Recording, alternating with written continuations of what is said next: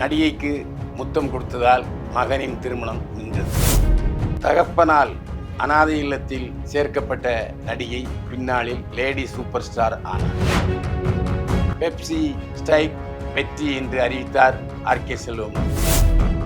கருப்பை புற்றுநோய் குறித்த சந்தேகங்களுக்கான தங்கம் ஹோப்பை இலவசமாய் அணுகுங்கள். என்னை வாழ வைத்துக் கொண்டிருக்கும் யூடியூப் சேனல் நேயர்களுக்கு நன்றியும் வணக்கமும்.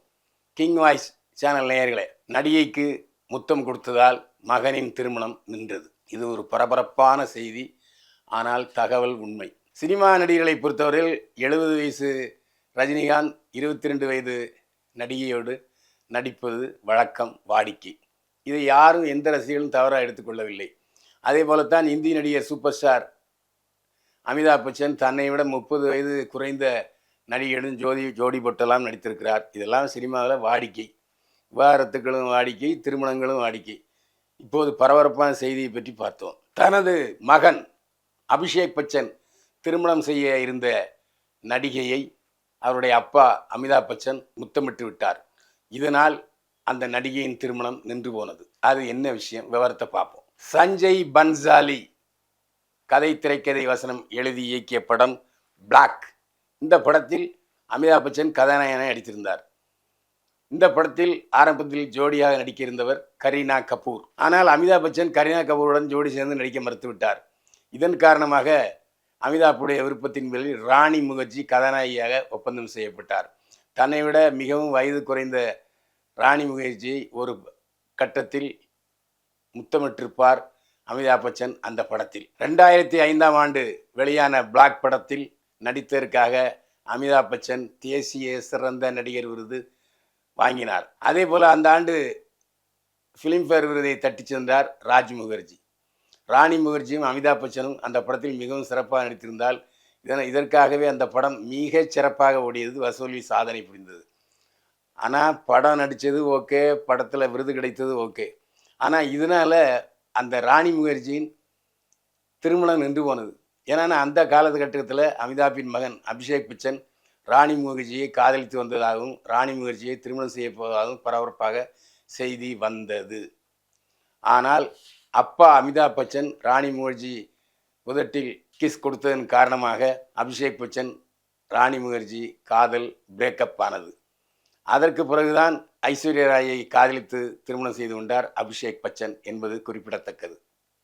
இந்த செய்தி அந்த நேரத்திலே இந்தியா முழுக்க பற்றி கொண்டு எறிந்த செய்தியாகும். தகப்பனால் அனாதை இல்லத்தில் சேர்க்கப்பட்ட நடிகை பின்னாளில் லேடி சூப்பர் ஸ்டார் ஆனார். நான் லேடி சூப்பர் ஸ்டார் என்று சொன்னது நயன்தாராவை அல்ல, இந்திய lady super star Meena Kumari. அந்த காலத்தில் மீனா குமாரி என்றாலே விழுந்து மீனா குமாரி நடித்த படத்துக்கு போய் பார்ப்பது வழக்கம். அவ்வளவு கிரேஸ், க்ரஷ் மீனா குமாரி மீது. மீனா குமாரியின் அப்பா தன்னுடைய மனைவிக்கு ஆண் குழந்தை பிறக்க வேண்டும் என்று எதிர்பார்த்திருந்தார்.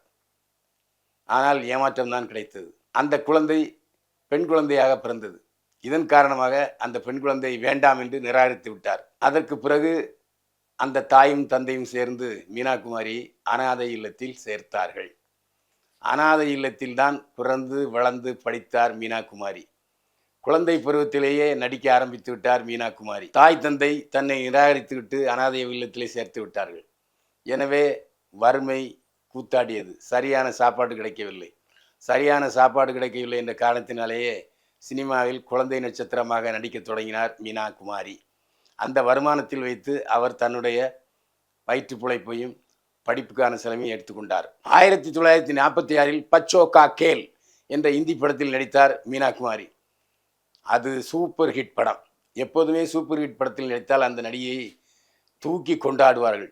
அந்த அடிப்படையிலே Meena Kumari lady super star ஆனார் இந்தி படங்களில். நடிகையாக மட்டுமில்லாமல் மீனா குமாரி இந்தியில் நல்ல பாடல்கள் பாடியிருக்கிறார். பாடல்களை எழுதிய கவிஞரும் கூட. காஸ்டியூம் டிசைனர், பின்னணி பாடகி, திரைப்பட பாடலாசிரியர், காஸ்டியூம் டிசைனர் என்று பன்முகத்தன்மை கொண்டவர் நடிகை மீனா குமாரி.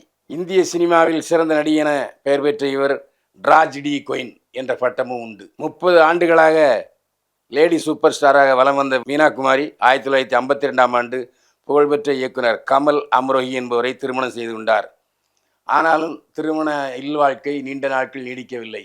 கமல் அம்பரவியை விட்டு பிரிந்தார் மீனா குமாரி. திருமண வாழ்விலே நிம்மதி கிடைக்காதன் காரணமாக அதற்கு பிறகு மதுவுக்கு அடிமையானார் மீனா குமாரி. 24 மணி நேரம் குடி குடி குடி என்று தன்னுடைய உடல்நலத்தை கெடுத்து கொண்டார் மீனா குமாரி. போதை மருந்து சாப்பிடுவதை தடுத்து நிறுத்துவதற்காக லண்டன், சுவிட்சர்லாந்து, ஆப்பிரிக்கா போன்ற பல நாடுகளுக்கு வந்து சிகிச்சை மேற்கொண்டு போதை பழக்கத்திலிருந்து மீண்டார் மீனா குமாரி. 1972 மீனா குமாரி நடித்த பாக்கிசா படம் வசூலில் சக்கை போடு போட்டது.